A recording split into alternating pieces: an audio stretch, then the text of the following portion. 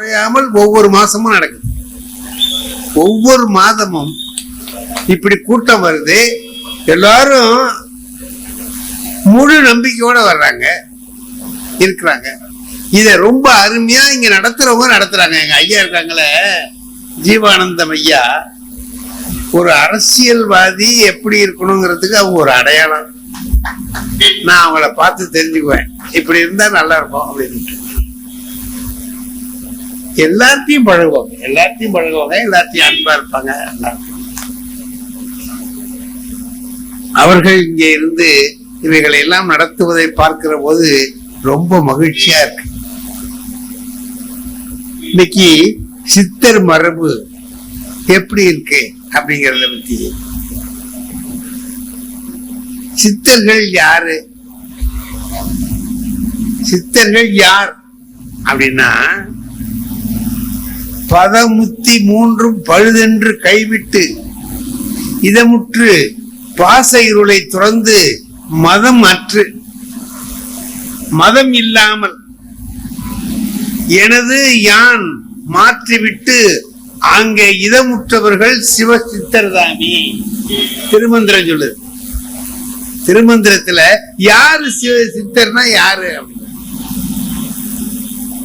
மத வெறி இருக்கக்கூடாது. பதமுத்தி 3, சாலோபம், சாரூபம், சாமீபம்னு சொல்றாங்க. அது இதெல்லாம் இலக்கணம், அது வேண்டாம் நமக்கு. அதெல்லாம் ரொம்ப சொல்லிட்டு இருந்தாக்கா ஒரு மாதிரி இதா இருக்கும். நாம சொல்லுவோம், ஒரு 4 சைவ சித்தாந்தத்துல ஒண்ணு சொல்லுவோம், சரியை, கிரியை, யோகம், ஞானம்னு சொல்லுவோம். அதுல சரியை கிரியை போக யோகமும் ஞானமும் சித்தர்களுக்கு உள்ளதுன்னு சொல்லுவோம். சித்தர்களை என்ன சொல்றாங்கன்னா ஞான நெறிக்கு வந்தவங்கிறாங்க. அது என்ன ஞான நெறி அப்படின்னா, சுருக்கமா சொல்லணும்னா, நட்ட கல்லை தெய்வம் என்று 4 புஷ்பம் சாத்தியே சுற்றி வந்து முணுமுணுத்து சொல்லும் மந்திரம் ஏதடா. இதெல்லாம் மந்திரம்லாம் வேண்டாம். நட்ட கல்லும் பேசுமோ நாதன் உள்ளிருக்கையில்ங்கிறார். இப்ப சித்தர்கள் எல்லாம் நாஸ்திகர்கள்னு சொல்லிடலாமா? கடவுள் பக்தி உள்ளவர்கள், இறை நம்பிக்கை உள்ளவர்கள், அவர்கள் நாத்திகர்கள் அல்ல, ஆஸ்திகர்கள் தான். ஆனா வீண் வேலைகள்லாம் பார்க்க மாட்டான். எது கடவுளை வணங்குற வழியோ அதைத்தான் பார்ப்பான். எல்லாரும் கடவுள்கிட்ட பக்தியா இருக்கலாம். எப்படி இருக்கலாம்? கோயிலுக்கு போறோம், சாமி கும்பிடுறோம், ஏதோ பண்றோம், தேங்காய் பழம் உடைக்கிறோம். இதெல்லாம் என்னடான்னா, அதுதான் ப்ரீ கேஜி, எல்கேஜி மாதிரி ஆரம்பம். ஒரு ஆன்மீக தேடலுக்கு அது ஒரு ஆரம்பம். போக போக போக போக மேல போய் ஒரு உயரத்துக்கு போனதுக்கு பிறகு 1ஆம் கிளாஸ்ல படிச்ச அரிச்சு ஒடியில படிச்சா ஆனா அவன் படிச்சுட்டு போமா மறுபடியும் அதை விட்டு மேல போயிடுவோம்ல. அதுதான் சித்தர்கள் சொல்றாங்க. அவன் வேற நான் வேற இல்ல, 2 ஒண்ணு, எனக்குள்ளே அவன் இருக்கிறான். அதாவது இந்த உடம்புதான் ஆலயம்னா, உள்ளம் பெரும் கோயில், ஊன் உடம்பு ஆலயம். கோயில்னா என்னப்ப ஆலயம்னா என்ன? 2 சொல்றாருல்ல, உள்ளம் பெரும் கோயில், ஊன் உடம்பு ஆலயம்னு சொல்றாரு. அப்ப கோயில்னா எது, ஆலயம்னா எது? இது வேற அது வேறையா? நாம 2 ஒன்றுதான் நம்ம சொல்லிட்டு இருக்கிறோம், அப்படிதான் சொல்றோம். கோயில்ங்கிறத அவர் கருவறைங்கிறார். எந்த இடத்துல மூலஸ்தானம்னு சொல்றோமே அது எதுவோ அதுதான் கோயில். அந்த மதில் சுவர்ல இருந்து உள்ள இருக்கிற எல்லாத்தையும் சேர்த்து பார்த்தா ஆலயம். இங்கிலீஷ்ல சொன்னா அந்த பெருமைசஸ்ங்கிறான். அந்த எல்லை, அந்த வளாகம் பூராவும் சேர்த்தா அதுக்கு ஆலயம்னு. நம்ம உடம்ப ஆலயம்னு சொல்றாங்க, இறைவன் இருக்கிற இடத்த கோயில்னு சொல்றோம். உள்ளம் பெரும் கோயில், ஊன் உடம்பு ஆலயம். வள்ளல் பிரானாருக்கு வாய் கோபுர வாசல். இந்த வாய் தான் கோபுரம், ராஜகோபுரம் வச்சிருக்காங்க. இப்பெல்லாம் சொல்லி நம்ம உடம்ப கோயில்னு சொல்லி நம்மளே ஒரு தெய்வம் தான், நமக்குள்ளேயே தெய்வம் இருக்குன்னு காட்டினவங்க தான் இந்த சித்தர்கள். அவங்க என்ன பண்றாங்க அப்படின்னா, கடவுளை கண்டு பயபக்தியோட இருக்க வேண்டாங்க. கடவுள்கிட்ட எதுக்குடா பயம்? நீதானே கடவுளே, கடவுளே நீதானே. அந்த காலத்துல நாம ஒரு செய்தி, ஹிட்லர் இருந்தார்ல, ஹிட்லர் கடுமையான ஆள், கொலை பண்ணி நிறைய பண்ணி 2வது உலக மகா யுத்தத்துல அவன் தான் அநியாயம் எல்லாம் பண்ணான்னு சொல்லி நம்ம படிச்சிருக்கோம். ஹிட்லர் அவன் எங்க போனாலும் ஜெயிச்சுக்கிட்டே இருக்கான், வெற்றி பெற்றுக்கிட்டே இருக்கிறான். அந்த நேரத்துல ஒரு பத்திரிகை நிருபர் அவரை பேட்டி காட்டுறதுக்காக போறார். அப்ப ஹிட்லர் ஒரு கப்பல்ல இருக்கிறான். பேட்டி காட்டுறதுக்கு வந்திருக்கேன்னு சொல்லுங்கன்னா அவங்க வர சொல்லிட்டு அந்த ஆள போன. இப்ப அவர் போய் அவரை பேட்டி காண்றார். கேக்குறார், நீங்க போற இடத்துல எல்லாம் வெற்றி பெறுறீங்களே ஐயா, எப்படியா முடியுது? அது எந்தெந்த நாட்டுக்கு போறியோ அங்க எல்லாம் உனக்கு வெற்றி கிடைக்குது, இது எப்படி உன்னால செய்ய முடியுது? ஹிட்லர் சொன்னார், அதுக்கெல்லாம் என்னுடைய சோல்ஜர்ஸ், என்னுடைய வீரர்கள் இருக்காங்கல்ல, அவங்க கட்டுப்பாட்டோட நான் சொல்றத கேட்டு நடக்கிறாங்க, அந்த ஒற்றுமையினாலதான் நான் வெற்றி பெறுறேன். அவ்வளவு கட்டுப்பாடா இருப்பாங்களா அப்படின்னு கேட்டான் இந்த நிருபர். ரொம்ப கட்டுப்பாடு, நான் காட்டுறேன் பாரு அப்படின்னு சொல்லிட்டு அங்க வரிசையா நின்றுகிட்டு இருந்த வீரர்கள்ல முதல்ல ஆளை கூப்பிட்டான், இங்க வாடான்னு கூப்பிட்டான். துப்பாக்கி எடுத்து சுட்டுக்கோ அப்படின்னு, சும்மா வேலை இந்த பக்கம் தாண்டுங்கிற மாதிரி துப்பாக்கி எடுத்து சுட்டுக்கோ, டபார்னு சுட்டுக்கிட்டான்னு செத்துக்கிட்டான். கட்டுப்பாடு உள்ளவனான்னு ஒரு கேள்வி கேட்டதுக்கு ஒரு ஆளை விட்டு, என்ன இது ஒரு கேள்வி கேட்டதுக்கு இந்த ஆள் ஒருத்தரை கொண்டு விட்டான் அப்படின்ட்டு, இரியா இரியா என்ன அப்படி செத்து போயிட்டா, நீ சொல்றதுக்கு அவ்வளவு கட்டுப்பாடு இரு, சந்தேகமா இருக்க அவனுக்கு, நம்பர் 2 வாடா அப்படின்னு வந்தான். சுட்டுக்க அப்படின்னா டபான்னு சுட்டா செத்து விட்டான். அதுக்குள்ள 2 பேரை சாப்பிடுச்சுட்டான் அப்படின்ட்டு, இது 3வது ஆள் என்ன பண்றான்னு பாக்கலான்னு பார்த்தா அவன் இப்படி காலை வச்சுக்கிட்டு ரெடியா இருக்கான் வர்றதுக்கு. 3வது வர்றதுக்கு ஆர்வமா நிக்கிறான். இந்த நிருபருக்கு என்னடா இப்படியா இருப்பானுவ, சாகுறதுக்கு இப்படி ஒடியா இருவானா அப்படின்ட்டு இங்க இருந்து போனா கிட்ட போய், ஆமா என்னடா அவ்வளவு கட்டுப்பாடாத, கூப்பிடுறதுக்குள்ள ரெடியா நிக்கிற, அடுத்தபடி நம்மளை கூப்பிடுவான்னுட்டு அப்படின்னா, விட பைத்தியங்கள் பேல இவங்கிட்ட வேலை செய்யறத விட சாவலாம்னு தானே. அவன் 2 பையன் தப்பிச்சுக்கிட்டான், நம்மளும் தப்பிச்சுக்கலாம்னு நினைச்சேன், கெடுத்துட்டா பாவிங்க. இவங்கிட்ட வேலை செய்யறதை விட சாவுறது நல்லதுன்னு நினைக்கிறான். அப்ப நீ கடவுளை கண்டு பயந்தின்னா ஏதோ பயந்துகிட்டு வேலை செய்யற மாதிரி, கடவுள் வேற நாம வேற இல்ல, அவர் உள்ளதானே இருக்காரு, கடவுள் உள்ளே இருக்கிறார் அப்படிங்கிற எண்ணம் எல்லாருக்கும் வந்ததுன்னா எல்லாருமே சொல்றான்.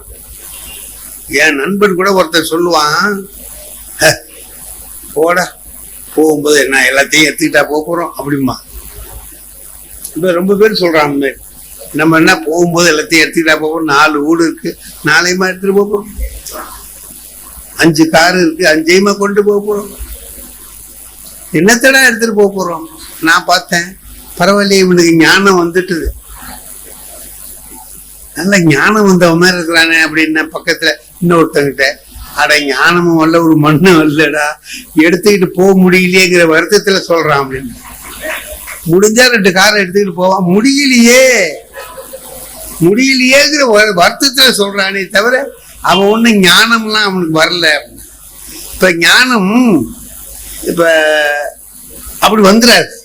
பட்டுக்கோட்டை கல்யாண சுந்தரம் சொல்றாரு, சித்தர்களும் யோகிகளும் சிந்தனையில் ஞானிகளும் புத்தரோட இயேசுவும் உத்தமர் காந்தியும் எல்லாரும் வந்தாங்க, என்னென்னமோ சொன்னாங்க. எல்லாம் தான் படிச்சீங்க, என்ன பண்ணி கிழிச்சிங்க, எல்லாத்தையும் படிக்கிறோம். திருவள்ளுவர் என்ன சொல்லியிருக்காரு சொல்லியிருக்காரா, நீ என்ன பண்ற அப்படின்னா என்னன்னு கேக்குறதா இன்னைக்கு கேள்வி. சித்தர்கள்லாம் ரொம்ப உயர்ந்த நெறிய நமக்கு காட்டினாங்க, அதை இப்ப நடைமுறையில நாம கொண்டு வர்றோமா அப்படின்னு அவங்க எல்லாம் இல்லேன்னு சொல்றதுக்கு வந்திருக்காங்க. அவங்க 2 பேர் டபக்குன்னு இல்லேன்னு சொல்லக்கூடாது, உடக்குன்னு அதெல்லாம் இல்லைங்க அதெல்லாம் இல்லைங்க அப்படின்னு சொல்லக்கூடாது. இது ரொம்ப காலமாவே ரொம்ப பேரு நிறைய எல்லாம் சொல்றாங்க. எல்லாரும் செய்ய மாட்டான்.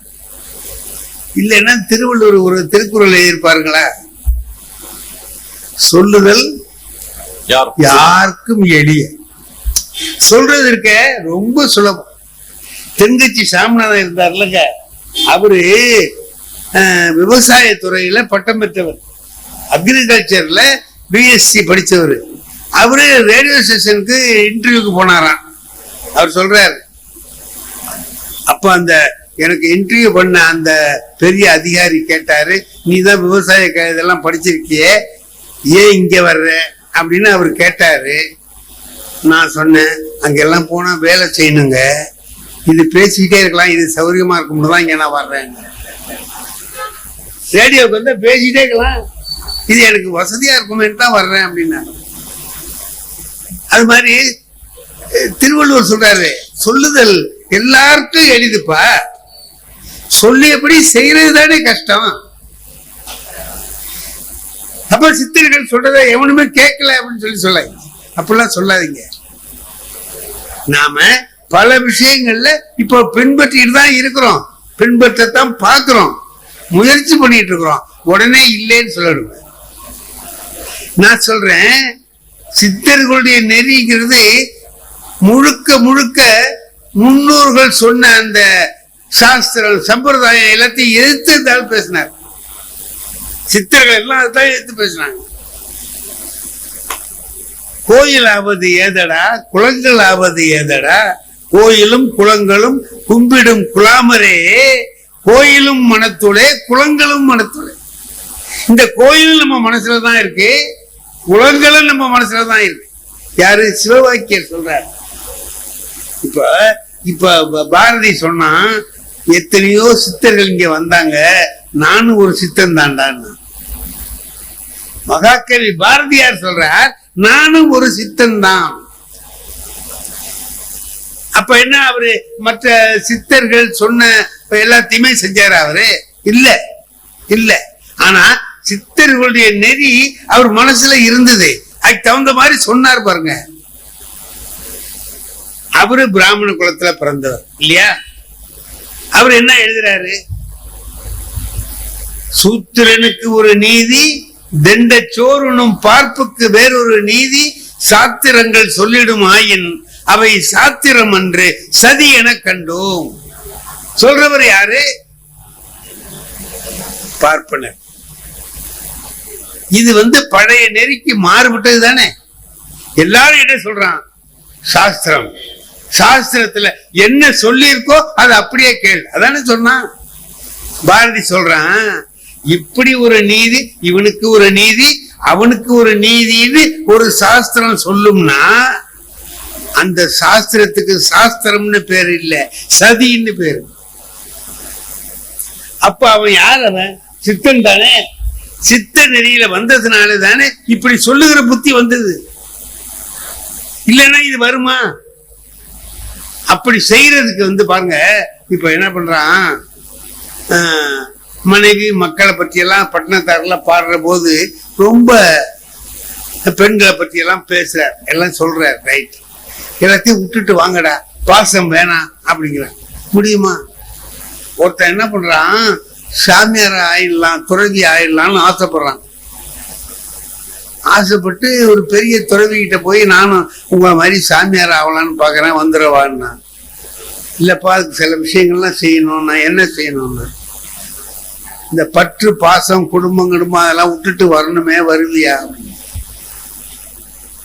வரலாம், ஒன்றும் விஷயம் இல்லை, வந்துடலாம். இந்த பொண்டாட்டி தான் என் மேல ரொம்ப பாசமா இருக்கா, அவளைதான் எப்படி விட்டுட்டு வர்றதுன்னு ஒரு யோசனை. பாக்கியெல்லாம் விட்டுடலாம், பயன்கள்லாம் சொன்ன பேச்சு கேட்க மாட்டாங்க, எல்லாம் கரெக்டாக தான் இருக்கு. ஏன்னா இந்த எங்க அப்பா அம்மா அது கரெக்டாக இருக்கிறாங்க, விட்டுடலாம். இந்த பொண்டாட்டி ரொம்ப பாசமா இருக்காளே, அதை விடுறதுதான் கஷ்டம். வரும்போது அவளையும் அழைச்சிட்டு வரோம், இந்த மாதிரி அந்த வேலையெல்லாம் வச்சு விடாது. இந்த வேலை மரியாதையா விட்டுட்டு வர முடியுமா? என்னால முடியலங்க. இந்த பாரு, இந்த 2 பச்சையில இருக்கு, 2 இலை தரேன், இதை எடுத்துக்கிட்டு போடணும். போன 1 போடுற, ஒரு நாளைக்கு என்ன செத்து போன மாதிரி விழுந்துருவேன். அப்படியே கிடப்ப, உயிர் இல்லாத மாதிரி இருக்கும். ஆனா நடக்கிறதெல்லாம் உனக்கு தெரியும். பாரு என்ன நடக்குதுன்னு பாரு. போட்டான், அந்த வீட்டுல புத்தகத்துல உட்காந்தா ஒன்னா போட்டான், ஒண்ணுட்டான். ஐயோன்னு ஒன்னு அழுதான். பொண்டாட்டி ஐயோ என்ன அந்த மாதிரி நீ பாட்டுக்கு சொல்லிக்காம போயிட்ட, தெரிஞ்சிருந்தா நானும் உன் கூட வருவேனே போவேனே. ஒண்ணு போன்னு அழுகுறான்.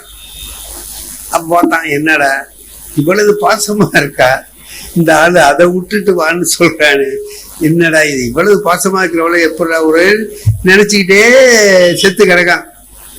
இப்போ சரி தூக்கி கொண்டு அடுத்தபடி வைக்கணுமே, உள்ள கொண்டு போய் நாக்காலில் உட்கார வைங்கன்ட்டு தூக்கிட்டு போனானுவா. இந்த மாதிரி ஒரு டேபிள் இருந்துச்சு, அந்த முனையில அவன் முழங்கால் இடிச்சிட்டு, அந்த நேரத்துல அந்த பச்சளை வேலை முடிஞ்சு வச்சு அவனுக்கு நினைவு வந்துட்டுது. டப்புன்னு முடிச்சுக்கிட்டான். இந்த முனையில இடிச்சதும் அவனுக்கு நினைப்பு வந்ததும் சரியா போச்சு. அண்ணன் பொழைச்சிட்டாருன்னு எல்லாரும் சந்தோஷப்பட்டாங்க. இப்ப போய் சொன்னான் சாமியார்ட்ட, வாய் என்னைய போய் பாருன்னு, எப்படி அழுகுறாவ, கூடவே வந்துடுறேன்னு சொல்லி சொல்றா. 2 கொடுத்துருக்கேன்ல, ஆமா 1 தானே போட்டேன், இன்னொன்னு இன்னொரு நாளைக்கு போடு, இன்னும் ஒரு மாசம் கழிச்சு. சரி இன்னும் 1 மாசம் கழிச்சு அதே மாதிரி போட்டான், அது மாதிரி விழுந்துட்டான். இப்ப அதே மாதிரி ஒன்னு அழுதுகிட்டு தூக்கிட்டு போங்கன்னு. தூக்கிட்டு போகும்போது அவன் பொண்டாட்டி சொன்னா, இந்த டேபிள்ல இடிக்காம தூக்கிட்டு போங்கன்னு.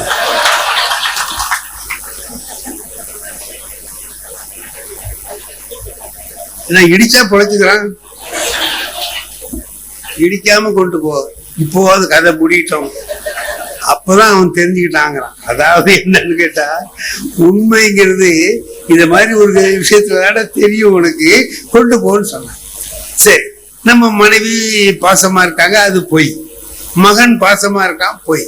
அப்பா பாசமா, எல்லாமே பொய்ன்னு சொல்லிட்டு நாம எல்லாத்தையும் விட்டுட்டு பற்றை அறவே விட்டுட்டு வா அப்படின்னு சொன்னோம். முடியல, பற்றை அறவே துறக்க முடியல. சித்தர் சொன்னதை செய்யலாம்னு தான் நினைக்கிறோம், முடியல, தவிக்கிறோம். அதுக்காக நாம அதை வெறுத்து இல்ல, அந்த நெறி தப்புன்னு நாம சொல்லல, சரிதான் பின்பற்றணும், முயற்சி பண்ணிட்டு இருக்கோம். ஆகையினால நாம எல்லாருமே ஒண்ணுமே செய்யல அப்படின்னு சொல்லி, அதாவது பற்ற சாப்பாட்டுக்கு இல்லாதவன் சாப்பிடாம இருந்தானா என்னங்க அர்த்தம்? பட்னி வைக்கிறான்னு அர்த்தம். எல்லாத்தையும் வச்சுக்கிட்டு சாப்பிடாம இருந்தாதான் உண்ணாவிரதம் இருக்கான்னு அர்த்தம். ஒண்ணும் இல்லாதவன் நான் இன்னைக்கு உண்ணாவிரதம், ஏன்டா நான் கையில காசு இல்ல, கையில காசு இல்லாம தான் பட்னியா இருக்கிறான்னு அர்த்தமே தவிர உண்ணாவிரதம் இருக்காருன்னு அர்த்தம் இல்ல. மகாத்மா காந்தி உண்ணாவிரதம் இருக்காருன்னா எல்லாம் வச்சுக்கிட்டே இருக்கிறார், அது மாதிரிதான் இருக்கணும். ஒரு ராஜா என்ன பண்றாங்க, துறவியா போயிடலான்னு ஆசைப்பட்டு அவனுக்கு வெறுப்பு வந்துட்டு, போறேன் நான் சாமியார போறேன் அப்படின்னு கிளம்பிட்டான். எல்லாத்தையும் விட்டான், அரண்மனையை விட்டான், மனைவி மக்கள் விட்டான், எல்லாத்தையும் விட்டுட்டு போறான். அவன் மந்திரி பார்த்தான், ஆமாங்க சாப்பாட்டுக்கு என்ன பண்ணுவீங்கன்னு. எல்லாத்தையும் விட்டுட்டு போறேன், சாப்பாட்டுக்கு என்ன பண்ணுவாங்க, அதெல்லாம் நான் பார்த்துக்க வேண்டாம், அப்படி வச்சுக்காதீங்க. இந்த பாருங்க, இந்த தங்க கமண்டலம் இருக்கு, கையில வச்சுங்க. ரொம்ப பசி தாங்கலைன்னா இந்த ஒரு மூக்கை மட்டும் கொஞ்சோண்டு உடைச்சி வித்தீங்கன்னா ஒரு 4 நாளைக்கு சாப்பிடுவோம். அது கொஞ்சம் கொஞ்சமா உடைச்சி ஆய்வுக்கு சாப்பிட்டுக்கலாம். கை கொஞ்சம் வச்சிருக்க கையில அப்படின்னா சரி கொண்டான்னு வாங்கிட்டான். அங்க போய் உட்கார்ந்து காட்டுல தவம் பண்றான். அந்த காட்டுல இவன் இப்ப போயிருக்கான். இதுக்கு முந்தைய ரொம்ப நாளா இருந்துட்டு இருக்கிறவன்லாங்கிறான்ல, அங்கேயே தவம் பண்றான். பரம்பரையா தவம் பண்ணிட்டு இருக்கிறவன் இருக்கிறான்ல, அவன்லாம் பார்த்தான். என்னடா புதுசா ஒருத்தன் வந்திருக்கான், நம்ம கையில தங்க கமண்டலம் வச்சிருக்கிறான் அப்படின்ட்டு அவனுக்கு அதுலயே கவனமா இருக்கு. தங்க கமண்டலம் வச்சிருக்கான்னு அதையே பார்த்துட்டே இருந்தாங்க. இவன் போகும்போது வரும்போது பார்ப்போம், ராஜாவா எல்லாத்தையும் விட்டாரா, தங்க கமண்டலம் இதை தங்கத்தை விட முடியலையோ அப்படின்னு இவனுக்கு பின்னால பேசிட்டு இருப்பானுவோம். அப்படி பேசிதான் அவனுக்கும் தாங்கல. எவ்வளவு நாள் தான் இன்னும் ஒருத்தன் கையில தங்கத்தை இருக்கிறத பார்த்துக்கிட்டு ஒரு சும்மா இருப்பான். பொறாம வந்துரும்ல. ஒருத்தன் அவங்க இருந்து குடிசைக்கு, அவரு குடிசை போட்டுக்கிட்டு உட்காந்துருக்காரு உள்ளார ஓட்ட குடிசையில. அங்க வந்தான். ஐயா அவங்ககிட்ட ஒண்ணு கேட்கணும், நீங்க ராஜா தான்? ஆமா. இப்ப இங்க வந்திருக்கீங்கல்ல, துறவியா தானே? ஆமா. அப்புறம் எதுக்கு தங்கத்தை வச்சிருக்கேன்? அவருக்கு பதில் சொல்லணும்ல ஏதாவது. அவரு கொய்யா பழம் பறிச்சுட்டு வந்தேன், அது இருக்கு, ஒண்ணு சாப்பிடுங்க. யோ தங்கத்தை ஏமாத்தி கொய்யா பழம் தின்னுங்கிற, சாப்பிடி அப்புறம் பேசுவோம். அதெல்லாம் சாப்பிட்டு முடிச்சுட்டு ஏன் தங்கத்தை, இதுக்கு இடையில ஒரு துண்டு போட்டிருக்கான், மகா ஓட்டை, ஒரு 100 ஓட்டை இருக்கு. அதுல எப்படி மடிச்சாலும் ஓட்டை வருது, அப்படி வச்சிருக்கான். அதை மடிச்சு கீழே வச்சுட்டான் பத்திரமா. வச்சுட்டு இவன்கிட்ட பேசிட்டே இருந்தான். அப்புறம் ஏன் வச்சிருக்கேன்னா, வாழைப்பழம் இருக்கு, ஒண்ணு சாப்பிடுறியா? என்ன நான் கேள்வி கேட்கிறேன், நீ வாழைப்பழம் சாப்பிடுறியா கொய்யாப்பழம் சாப்பிடுறியாங்கிற அப்படின்ட்டு பதில் சொல்லுதா மாட்டியா? ஏன்னா சரி வா வெளியே போவோம். வெளில வந்தான். தங்கத்தை செம வாடா சொல்றேன் வாங்குறேன்ல, வா இந்த மலையை தாண்டி அந்த மலையை தாண்டி அந்த பண்ணி போயிட்டே இருக்கிறான். இப்ப அந்த சாமி, பரம்பரை சாமிக்கு கோவம் வந்துடுச்சு. இந்த வரை இவ்வளவு தூரம் வரப்போறேன்னு சொல்லியிருந்தா நான் துண்டை எடுத்துட்டு வந்திருப்பேன். துண்டு எனக்கு அது இல்லைன்னா ராத்திரில தூங்க முடியாது, கொசுக்கடி தாங்காது. நீ பாட்டுக்கு வச்சுட்ட, அங்க குடிசையை வேற நீ பூட்டாம வந்திருக்கிற, எவனா என் துண்டை எடுத்துட்டு போயிட்டா என்ன பண்றது? அப்பதான் அவன் கேட்டான், டேய் அங்கதானே என் தங்க கமண்டலம் இருக்கு, தங்க கமண்டலத்தை வச்சுக்கிட்டு நான் கவலைப்படாம இருக்கிறேன், நீ கிழிஞ்ச துண்டை வச்சுக்கிட்டு கவலைப்பட்டு இருக்கிற, 2 பேர்ல யாருடா துறவின்னு கேட்டான். நான் தங்க கமண்டலத்தை உள்ள வச்சிருக்கேன், அது போனா போடணும்னு வர்றேன். கமண்டலம் இருக்கு, அது மேல ஆசை இல்லை, அது மேல பற்று இல்லை. நாம எல்லாவற்றோடும் வாழலாம், அதன் மீது அதீத பற்று வச்சு அது இல்லைன்னா என்னால முடியாது அப்படின்னு நினைக்கக்கூடிய புத்தி வந்தால் சித்த நெறியில நாம போறோம்னு அர்த்தம். சித்த நெறியில போக பழகிட்டு இருக்கோம்னு அர்த்தம். என்னால எல்லாத்தையும் விட்டுட்டு அவர் மாதிரி போறக்கு சித்தர் மாதிரி வந்து நிக்க உட்கார முடியாது. அந்த நெறியை பின்பற்றுவதற்கான முயற்சிகளை நாம செய்யணும். ஆகையினால நாம அதெல்லாம் இல்ல போகல அப்படிங்கறது சொல்றதை என்னால ஏற்றுக்கொள்ள முடியவில்லை. ஐயா அலெக்சாண்டரை பத்தி சொன்னீங்க, நம்முடைய சித்தர்கள் எப்படி இருந்திருக்காங்கிறதுக்கு அலெக்சாண்டர் இங்க வந்து போரிட்டு திரும்பி போகும்போது அவருக்கு அரிஸ்டாட்டில் சொல்லி அனுப்பினாராம், இந்தியாவில ரொம்ப ஞானிகள்லாம் இருக்கிறாங்க, ஒரு 2 ஞானிகளை இங்க அழைச்சிட்டு வா, வரும்போது அவங்க கிட்ட இருந்து நாம கத்துக்க வேண்டியதை கத்துக்கலாம்னு அரிஸ்டாட்டில் சொன்னானா. அதுக்காக அவர் போகும்போது நம்ம சித்தர்கள்ல ஒருத்தன் உட்காந்துருக்கான் இமயமலையில, அவன்கிட்ட கேட்டிருக்கான், வா என் கூட நான் உன்னை அழைச்சிட்டு போறேன், அங்க போனா அரண்மனையில இருக்கலாம், சௌரியமா இருக்கலாம், இங்க எதுக்கு குளூர்ல கடந்து கஷ்டப்படுறேன்? இல்ல எனக்கு இதான் தேவலாம், நீ போ அப்படின்ட்டான். இல்ல நான் யார் தெரியுமாண்ணா, இங்க யாரா இருந்தா போ.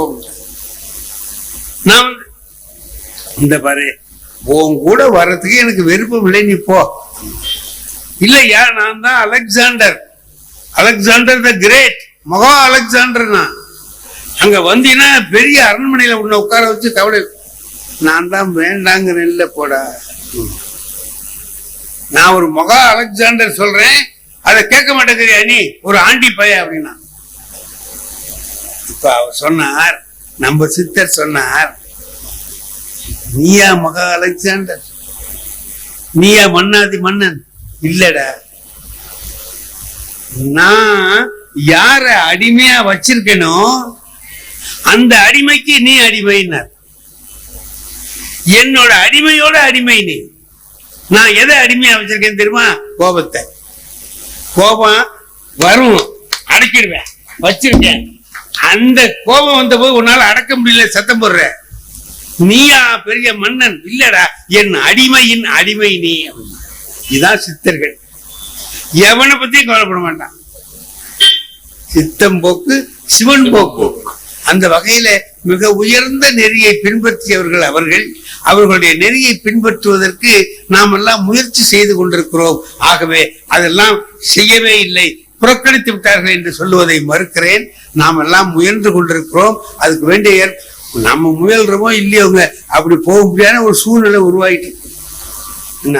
குடும்பத்துல யாருமே சொன்ன பேச்சு கேட்கலன்னா அப்புறம் ஒரு நாளைக்கு சித்தர் மாதிரி கிளம்பிடுவான். இதெல்லாம் நடந்து கொண்டிருக்கிறது. ஆகையினால நாம அதை ஒண்ணுமே பின்பற்றவில்லை என்பதை சொல்லுவதை நான் மறுக்கிறேன். ஓரளவுக்கு நாம் அதில் முயற்சி செய்கிறோம் என்பதை சொல்லி அமைகிறேன். நன்றி, வணக்கம்.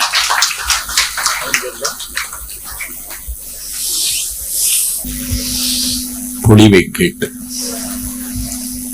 பட்டிமன்றம் என்றால் ஒரு லாஜிக், எதிர்மறையாகவே பேசுவது. நேர்மறையாக பேசுவதற்கு யாரும் முன்வருவதில்லை. கற்பில் சிறந்தவள் கண்ணகியா மாதவியா என்று பட்டிமன்றம் நடத்திய காலங்கள் தமிழ்நாட்டில் உண்டு. மாதவி பற்றி பேசுகிறவர்கள் கண்ணகியை பத்தினி தன்மையை குறைத்து மதிப்பிடுவார்கள். கண்ணகியை பற்றி பேசுபவர்கள் மாதவியை குற்றவாளி கூண்டில் நிறுத்துவார்கள். இதை நடத்தவும் கேட்கவும் ரசிக்கவும் தமிழ்நாட்டில் ஒரு கூட்டம் இருந்த காலம் ஒன்று உண்டு. இன்றைக்கு காலம் தோல் உரித்ததற்கு பிறகு எதிர்மறை கருத்தை சரியாக உள்வாங்கிக் கொண்டு ஒரு நடுதிசையில் ஒரு கூட்டம் கோரக்கர் ஜீவசமாதி அடைந்திருக்கிற இடத்தில் இந்த பட்டிமன்றத்தை கேட்பதற்கு காத்திருக்கிறார்கள் என்றால் அதை பின்பற்ற வேண்டும் என்று கருதுகிற மனோபாவம் உள்ள மக்கள் இந்த மண்ணில் இன்னும் இருக்கிறார்கள் என்பதற்கு இந்த கூட்டம் சாட்சி. அதைத்தான் ஐயா அவர்கள் நலம்பட சொன்னார், நயம்பட சொன்னார். ராமகிருஷ்ண பரமஹம்சரிடத்தில் சர்க்கரை குவியல் இருக்கிறது. எறும்புகள் மொய்க்க போகின்றன. அந்த எறும்புகளிடமிருந்து சர்க்கரை குவியலை நாங்கள் எப்படி பாதுகாப்பது என்று பரமஹம்சரிடத்திலே கேட்டார்கள். பரமஹம்சர் சொன்னார், சர்க்கரை குவியல் அப்படியே இருக்கட்டும், ஒரு அகலம் விட்டு கொஞ்சம் சர்க்கரையை நீங்கள் அதை சுற்றி தூவி விடுங்கள். அந்த எல்லைக்குள் வருகிற எறும்பு குவியலுக்கு பக்கம் வராது. உன்னுடைய சர்க்கரையை காப்பாற்றுவதற்கு சர்க்கரையை உதவும் என்றார் ராமகிருஷ்ண பரமஹம்சர். அதைத்தான் ஐயா நலப்பட சொன்னார்கள். சித்த மரபுகள் இந்த மண்ணில் கரைந்தும் போகாது, காணாமலும் போகாது. யாரோ ஒரு வடிவத்தில் அது உயிர் பெற்று வருகிறது. அதை மீறுகிறவர்கள் விமர்சனத்திற்குரியவர்கள் தான். யாரை காயப்படுத்த வேண்டும் என்பதற்காக நான் சொல்லவில்லை. சைவத்தை வளர்ப்பதற்கும் சந்தனத்தும்பளை வளர்ப்பதற்கும் உருவானதுதான் இந்த நாட்டில் சைவ மடங்கள். ஒரு சூரியனார் கோவில் ஆதீனம் 63 வயதில் ஏற்கனவே 2 திருமணம் செய்து கொண்ட ஹேமாஸ்ரீ என்பவரை இன்னொரு மாநிலத்தில் போய் பதவி திருமணம் செய்திருக்கிறார் என்ற செய்தி 2 நாளாக பத்திரிகைகளில் வந்து கொண்டிருக்கிறது. எனக்கே அந்த செய்தியை பார்த்ததற்கு பிறகு ஆதிநகரத்தராக இருக்கலாம், ஏமாந்து விட்டோமோ என்று எண்ணுகிற அளவிற்கு இன்றைக்கு நடவடிக்கைகள் அமைகின்றன. ஒரு தாளை தொடுவதை போல ஒரு பெண்ணை கண்டால் ஒரு தாளை தொடுவது போல தொடுகிற உணர்ச்சி உள்ளவன் தான் இந்த நாட்டில் புலன்களை வென்றவன். எது வீரம்? வாழ்தூக்கி சண்டையிடுவதா? எது வீரம் ஈட்டி எடுத்து எறிவதா? எது வீரம் அம்புகளால் எதிரியை துளைப்பதா? எது வீரம்? அதெல்லாம் வீரம் அல்ல. புலன்கள் ஐந்தும் வென்றார்தம் வீரமே வீரம் என்பது தமிழ். புலன்களை வென்றவர்கள் சித்தர்கள். அதை ஐயா அவர்கள் சொன்னார்கள். அதை இந்த மன்றம் கணக்கில் எடுத்துக் கொள்ளுகிறது என்று சொல்லி, இல்லை என்று மறுப்பதற்கு என் இனிய தம்பி ராகவேந்திரன் வில்லை அர்ஜுனன் எடுத்தது போல் சொல்லை கொண்டு வருகிறான். வருக.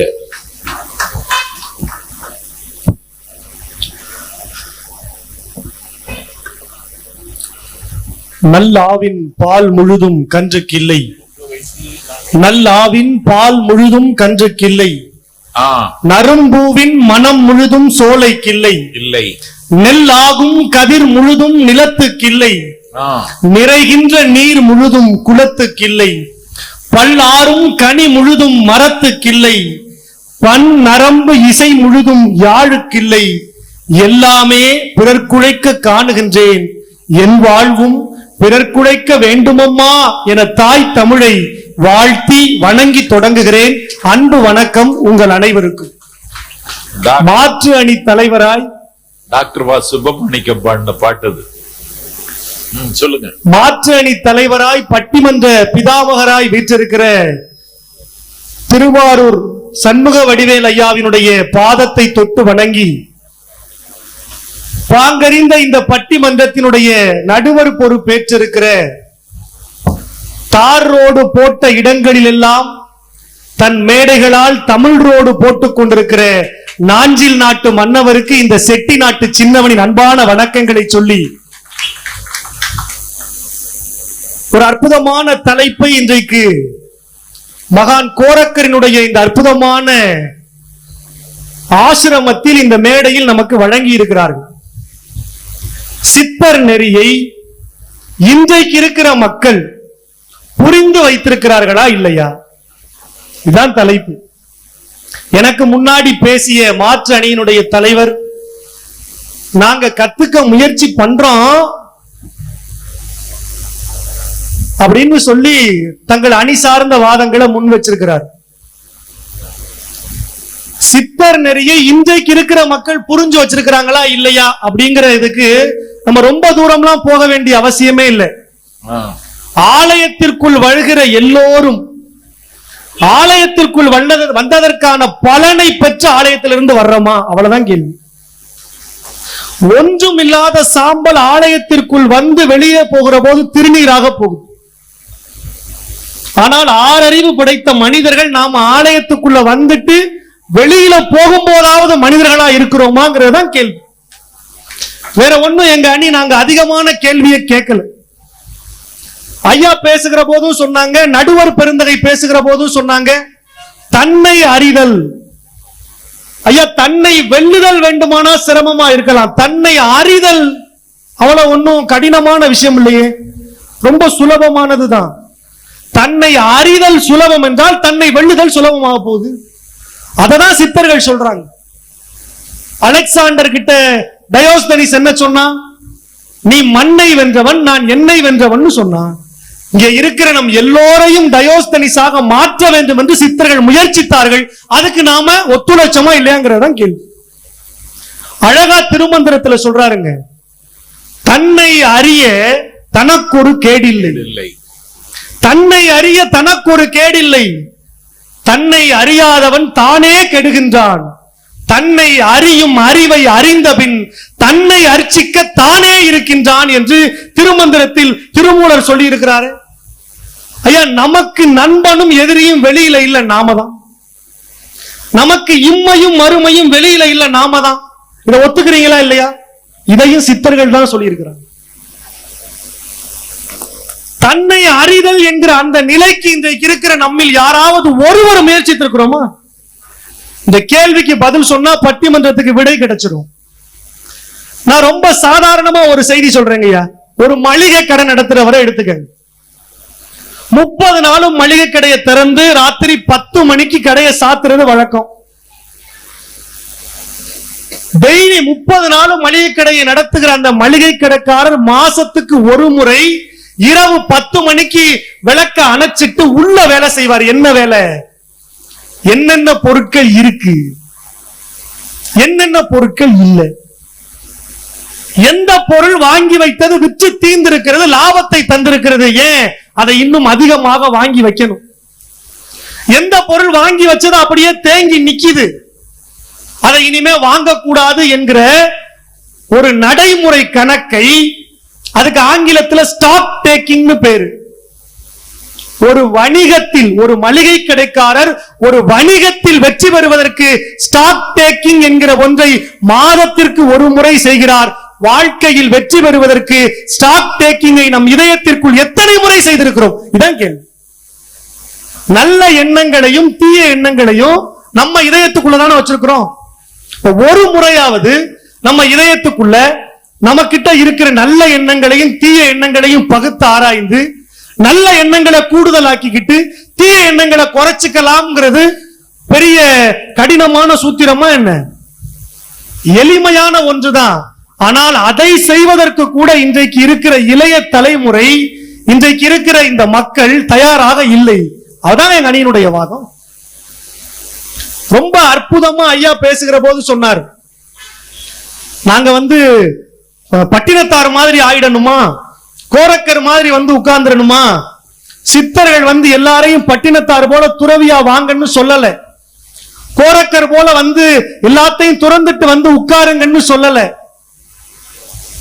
உடைமை என்கிற ஒன்றை பற்றாதவன் உள்ளத்தில் தான் அன்பு பிறக்கும் என்கிற உண்மையை சொல்றாங்க. இன்னைக்கு நீங்க ஒருத்தர் வீட்டுக்கு போய் பாருங்களேன், வீட்டு வாசல்ல விலை உயர்ந்த 3 கார்கள் நின்றாத்தான் அவர் பிரமுகர்னு இந்த சமூகம் அங்கீகரிக்குது. ஏதாவது ஒரு பெரிய திருமண மண்டபத்துல கல்யாணம் நடந்தா வாசல்ல 300 கார் நிக்கணும், அப்பதான் அது பெரிய வீட்டு கல்யாணமாக இந்த சமூகம் ஏற்கிறது.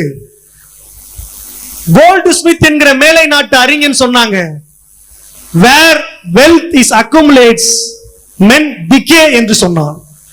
எங்கே செல்வம் பெருகுகிறதோ அங்கே பண்பாடு அழிகிறது என்று ஒரு மேலை நாட்டு அறிஞன் சொன்னார்.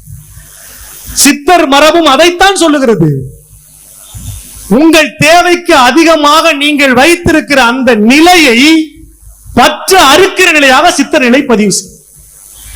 அழகா ஒரு பாட்டுல சித்தர் சொல்றாங்க, பெட்டி மேல் பெட்டி வைத்து ஆளுகின்றீர், வயிற்று பெட்டியை நிரப்பிக் கொண்டு உள்வொட்டி இருக்கின்றீர், பசித்தவனை கண்கொண்டு பார்க்க நேரீர், பழம் கஞ்சி பகிர நினையீர், எட்டி போல் இருக்கின்றீர், கிளைத்து திளைக்கின்றீர், எத்துணை கொள்கின்றீர், பித்து உலகத்தீரேன்னு கேட்கிறார்.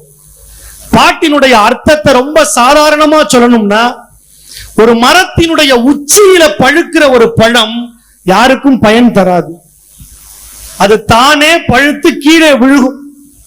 அதுபோல தனக்கு தனக்கு தனக்குன்னு சொல்லி சேர்த்து வைத்திருக்கிற அந்த செல்வத்தை வைத்திருக்கிறவர்களால யாருக்கும் எந்த பயனும் இல்லை. அப்ப இல்லாதவர்களுக்கு கொடுக்கணும். இன்றைக்கு இருக்கிற இந்த சமூகம் அதை செய்யுதா? அழகா சொன்னாங்க, படமாட கோயில் பகவருக்கு ஒன்றியில், நடமாட கோயில் நம்பருக்கு அங்காகா, நடமாட கோயில் நம்பருக்கு ஒன்றியில், படமாட கோயில் பகவருக்கு அக்தாமே. நீ இறைவனுக்கு கொண்டு போய் கோடி கோடியா கொடுக்கிறது இறைவன் கிட்ட போய் சேராது. இல்லாதவனுக்கு நீ கொடுக்கிற அந்த 1 ரூபாய் கூட இறைவனை நேரடியாய் போய் சேரும்னா அதை செய் என்று சித்தர் மரபு சொல்லுது. இன்றைக்கு அதை செய்ய நாம தயாரா இருக்கிறோமா? ஐயா, இறைவனை இரு கையெடுத்து கும்பிட்டு வணங்குறதுக்கு என்ன தகுதி? நிறைய செல்வம் இருக்கணுமா? நிறைய படிச்சிருக்கணுமா? நீங்கள் கணக்கிட்டு வைத்திருக்கிற மேல்தட்டு சமூகத்துல பிறந்திருக்கணுமா? இல்லை ஆள்பலம் படைபலம் இருக்கணுமா? எதுவுமே இல்லை. மாணிக்க வாசகர் ரொம்ப அழகா சொல்றாரு, சித்தம் அழகியலார் பாடாரோ நம் சிவனை. யாருடைய உள்ளம் தூய்மையானதாக இருக்கிறதோ, நேர்மறையாக சிந்திக்கிறதோ, அவர்கள் அத்தனை பேருமே இறைவனை வணங்குவதற்கு தகுதி படைத்தவர்கள். சரி, எப்படி இறைவனை வணங்கணும்? சித்தர் மரபு சொல்லுது, யாவருக்குமாம் இறைவருக்கு ஒரு பச்சிலை, யாவருக்குமாம் பசுவிற்கு ஒரு வாயுரை, யாவருக்குமாம் உண்ணும் போது ஒரு கைப்பிடி, யாவருக்குமாம் பிறர்க்கு இன்னுரைதானே. மூணு கூட அப்புறம் வர்றேங்க, இந்த கடைசி ஒண்ணு, யாவருக்குமாம் பிறர்க்கு இன்னுரைதானே. நெஞ்சில கைய வச்சு சொல்லுங்க. மற்றவங்களுக்கு நாம நல்ல வார்த்தைகளை சொல்றோமா? எதையுமே செய்யலைனாலும் பரவாயில்லை, பார்க்கிற ஒருவனுக்கு நல்ல வார்த்தைகளை சொல்லி பகர்ந்து விடு, அது போதும்னு சித்தர் மரபு சொல்லுது. இன்றைக்கு இருக்கிற சமூகம் அதை செய்ய தயாரா இருக்கா? இல்லை என்பதுதான் எங்கள் அணியினுடைய வாதம். நீங்க கோடி ரூபாய் செலவு பண்ணி கடவுளுக்கு கனகாபிஷேகம் செய்ய வேண்டாம். எங்கும் நிறைந்திருக்கிற இந்த பச்சை உலகத்தில் இருந்து ஒரே ஒரு பச்சிலைய பறிச்சு இறைவனுக்கு வைங்க, அது போதும். பசுவுக்கு ஒரு கவலம் உணவு கொடுங்க, சாப்பிடுகிற போது இல்லாதவனுக்கு ஒரு கைப்பிடி உணவை கொடுங்க, அதுதான் உண்மையான ஆன்ம நேயம் என்று சித்தர் மரபு சொல்லி இருக்கிறது. இன்றைக்கு அதை நாம் நடைமுறைப்படுத்துகிறோமா? தான் கேள்வி. இன்றைக்கு இருக்கிற இந்த சமூகம் சித்தர் மரபை உண்மையிலேயே பின்பற்றி இருக்கிறதா அப்படிங்கிற கேள்விதாங்க எங்களுக்குள்ள வருது. அழகா உனக்குள்ளே இறைவன் இருக்கிறான், ரொம்ப அழகா சொல்லியிருக்கிறாங்க. உன் இதய கமலத்துக்குள்ளே ஆண்டவன் இருக்கிறான். நீ எங்கெங்கெல்லாம் போய் தேட வேண்டாம், உன்னை நீ சரியாய் பராமரித்துக் கொண்டாலே ஆண்டவனை அடைவதற்கான வழி கிடைக்கிறது என்கிற அற்புதமான தத்துவத்தை சித்தர் மரபு நமக்கு சொல்லுது. ஆனா இன்றைக்கு இருக்கிற சமூகம் அதை பின்பற்றுகிறதா? நடுவர் தொடக்கத்திலேயே சொன்னாரே, சிவவாக்கியர் என்கிற அந்த பகுத்தறிவு சித்தர் அற்புதமா சொன்னாரே, பறைச்சியாவதேதடா பணத்தியாவதேதடா, இறைச்சி தோல் எழும்பினுள் இலக்கமிட்டு இருக்குதோ. சமூகத்தை பார்த்து கேட்கப்பட்ட ஒரு நியாயமான கேள்வி இல்லையா இது? இந்த கேள்வி அப்படியே வாங்கி செட்டிநாட்டு கவிஞன் கண்ணதாசன் கேட்கிறாங்க. சுடுகாட்டு எலும்புகளை சோதித்து பார்க்கையிலே, சுடுகாட்டு எலும்புகளை சோதித்து பார்க்கையிலே வடநாட்டு எலும்பென்று வந்த எலும்பு இல்லையடா, தென்னாட்டு எலும்பென்று தெரிந்த எலும்பு இல்லையடா, என் நாட்டு எலும்பென்று எழுதி வைக்கவில்லையடா. உள்நாட்டில் வாழுகிற மக்களுக்கு 1000 பிரிவினைகள் இருக்கிறது என்றால் அதை எரிப்பதுதான் ஒரே இன்பத்திற்கான சாவி என்று கண்ணதாசன் எழுதியிருக்கிறான்னா, சித்தர் மரபு என்ன சொல்லுது? பிறப்புக்கும் எல்லா உயிருக்கும் என்கிற உயிர் தத்துவத்தை சித்தர் மரபு சொல்லுது. இன்றைக்கு இருக்கிற சமூகம் அதை ஏற்க தொடங்கி இருக்கா? எங்க பத்திரிகையிலையும் செய்தித்தாள்களையும் படிக்கிறோம், சித்தர் ஆலயத்திற்குள்ள இன்றைக்கு எல்லோரும் ஒன்றாக உள்ளே சென்று வெளியே வர முடிகிறது. ஆனால் மற்ற ஆலயங்களில் அது நடைமுறையில் இருக்கிறதா? செய்தித்தாள்ல படிக்கிறேங்க, ஒரு குறிப்பிட்ட பகுதியில ஒரு ஆலயத்திற்குள்ள குறிப்பிட்ட மக்கள் நுழையக்கூடாதுன்னு சொல்லி பூட்டு போட்டதாக செய்திகள் இன்றைக்கும் வருகிறது. சித்தர் நெறியை ஓரளவாவது இந்த சமூகம் பின்பற்ற தொடங்கி இருந்தால் இந்த முரண்பாடுகள் இந்த சமூகத்தில் இருக்குமா? சித்தர்கள் நம்மை பார்த்து கேட்கிற ஒரே கேள்வி இதுதான், எந்த கடையில் வாங்கிய துணியோ நம் இருவர் மானத்தையும் மறைக்கிறது, ஒரே வகுப்பில் கற்ற பாடம் நம் இருவருக்கும் பட்டங்களை கொடுக்கிறது, ஒரே கடையில் வாங்கிய அரிசி நம் இருவர் வயிற்றையும் நிறைக்கிறது, நீ எந்த கடையில் வாங்கிய சாதி உன்னை மட்டும் உயர்த்தியது என்கிற கேள்வியைத்தான் சித்தர் மரபு தொடர்ந்து எழுப்பிக் கொண்டே இருக்கிறது. அப்படி என்றால் இந்த சமூகத்தில் சித்தர் மரபு என்கிற ஒன்றை நாம நம்முடைய அடுத்த தலைமுறை பிள்ளைகளுக்கு கடத்த வேண்டும் என்று சொன்னால் ஒரே ஒரு விஷயத்தை நாம் அடுத்த தலைமுறைக்கு சொல்லிக் கொடுத்தால் போதும். இந்த உடம்பை வளர்க்கிறது தானங்க இவ்வளவு சிரமப்படுறோம், அதுக்குத்தானே எல்லாமே. சித்தர் மரபினுடைய அடிப்படையே என்ன தெரியுமா? நிலையாமைதான். இந்த உலகத்தில் எதுவுமே நிலையற்றது என்கிற ஒன்றை திரும்ப திரும்ப சித்தர்கள் சொல்லிக்கொண்டே இருந்தார்கள். நிறைய நாம பணம் சேர்க்கிறதுக்கு எதுக்கு? நாம் பெரியவன், இந்த சமூகத்தில் நான் பலம் பொருந்தியவன் என்று தொடர்ந்து நிரூபிக்க நாம சிரமப்பட்டுக்கிட்டே இருக்கிறோமே, எதுக்கு? எல்லாம் தான் என்கிற அந்த அகந்தையினாலதானே. சித்தர் மரபு இப்படி ஒரு பாடல்ல ரொம்ப அழகா நிலையாமை குறித்து ரொம்ப அழகா சொல்லுதுங்க. ஒருத்தன் ரோட்ல நடந்து போய்கிட்டே இருந்தானா, ஒரு ஹோட்டல்ல ஒரு மாஸ்டர் அடுப்ப விறகால தீ மூட்டிக்கிட்டே இருந்தாராம். அப்ப அந்த நெருப்பு இந்த சாலையில போற அவனை பார்த்து சொன்னுச்சான், இந்தா போகுதே இந்த உடம்பு எனக்குத்தான். இவ்வளவு ஆட்டம் ஆடிக்கிட்டு இந்த பூ உலகில வாழ்றானே, இந்த போறானே, இந்த உடம்பு எனக்குத்தான். இந்த ஒன்றை மட்டும் அடுத்த தலைமுறைக்கு நாம் கடத்தி விட்டோம் என்று சொன்னால், அடுத்த தலைமுறை சித்தர் மரபு விரும்பிய அந்த அன்பியல் தலைமுறையாக நிச்சயம் இருக்கு. எரி எனக்கு என்னும், புழுவோ எனக்கு என்னும், மண்ணும் எனக்கு என்னும், தான் புசிக்க நரியும் எனக்கு என்னும், பருந்து எனக்கு என்னும், புன்னாயும் எனக்கு என்னும், நாரும் இப்பூ உடலை பிரியமுடன் வளர்ப்பதால் என்ன பேரு உனக்கே என்கிற நியாயமான கேள்வியை சித்தர் மரபு நம் முன்னே வைத்திருக்கிறது.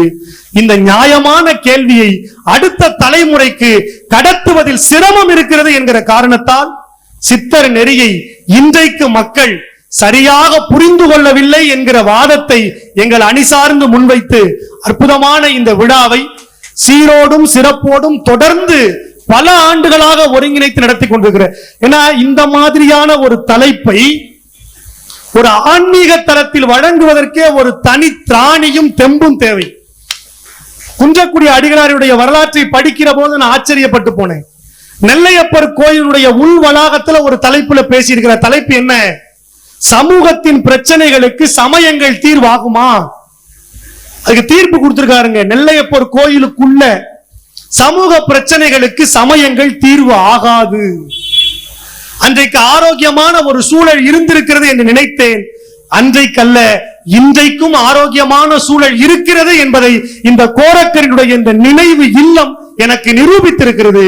நாகப்பட்டினத்தில் கோரக்கரை ஏற்றுக்கொண்டிருக்கிற இந்து மக்களும், நாகூர் தர்காவை வழிபடுகிற முகமதிய பெருமக்களும், வேளாங்கண்ணி மாதாவை பூசிக்கிற கிறிஸ்தவ பெருமக்களும் ஒன்றாய் ஒருதாய் பிள்ளைகளாய் வசிக்கிறார்கள் என்கிற அந்த மனிதநேய மாண்பு இந்த மேடையிலும் தலைப்பில் வெளிப்பட்டிருக்கிறது. உயர்ந்த மக்களுக்கு உயர்வான கருத்துக்களை சொல்ல வழிசமைத்து கொடுத்த கோரக்கர் சித்தர் ஜீவ சமாதி பீடத்தினுடைய அத்தனை நிர்வாகிகளுக்கும் பணிவான நன்றிகளை உரித்தாக்கி விடைபெறுகிறேன். நன்றி, வணக்கம்.